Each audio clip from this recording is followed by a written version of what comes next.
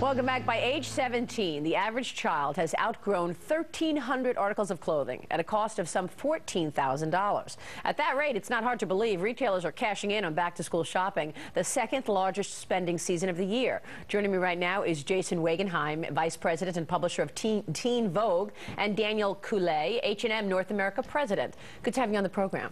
Thank you. Thanks so much for joining us. So, Jason, last week, and I want to ask you about this, the Teen Vogue branded a back-to-school shopping national holiday. Tell me about that. We declared August 11, 2012 as Back to School Saturday, a first ever national holiday where we galvanized our 5.5 million readers to get out and shop for the best of back to school fashion and beauty. Great day. And do you think is it big enough, like a consumer experience, to make this sort of similar to a Black Friday? That's our goal. That's our goal long term. We created this day with exactly that in mind. 3 to 5 years out, it becomes like a Black Friday or a Cyber Monday, part of our retail lexicon and an indicator of how the economy is doing during back to school season. Daniel, how was it? How was it for H&M? Was it a success, Back to School Saturday? Really good. We really loved the initiative from Teen Vogue.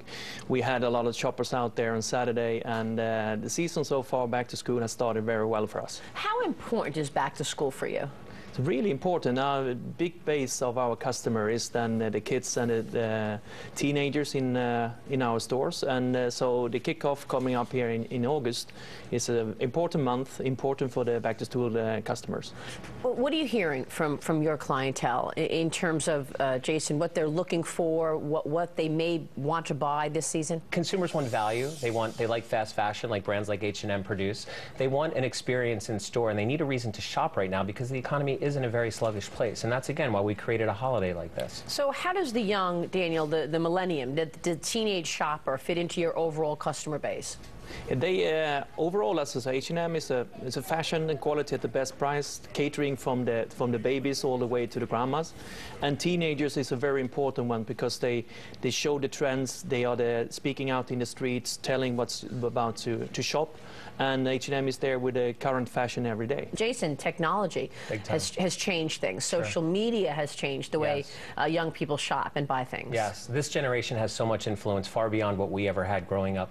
You have kids now that go to the store and they buy something, but then when they drop it into their social network, whether it's Pinterest or Instagram, they now have a sphere of influence that is hundreds or even thousands deep because of social media and because also of their mobile phone, which they have glued to their hip everywhere they go. It's amazing, the mobility trend. Absolutely. 9 out of 10 of our readers use their mobile phone when they shop. They text photos of dresses to friends for an opinion before they make the purchase. They look for coupons and discounts on the fly.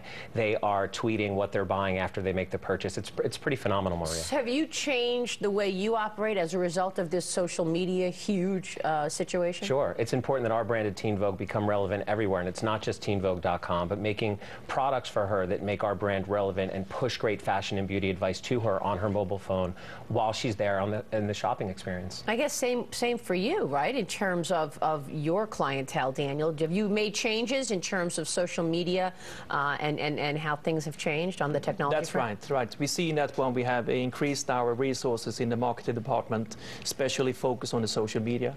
We see the customers around there, and we also try to interact even more with them because we have a lot to learn from the customer, telling us what do you expect in our stores, what do you think about our quality, what do you think about our fashion.